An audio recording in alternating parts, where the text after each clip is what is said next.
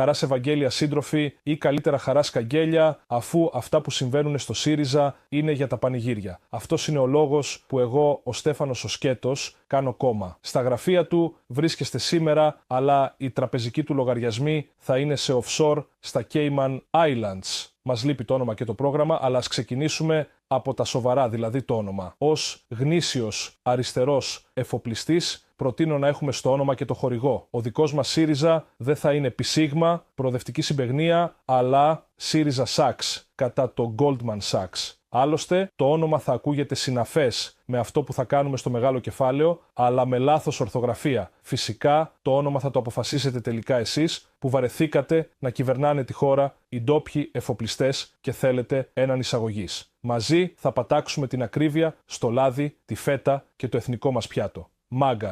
Make affordable gyros again. Ας κάνουμε το γύρο προσιτό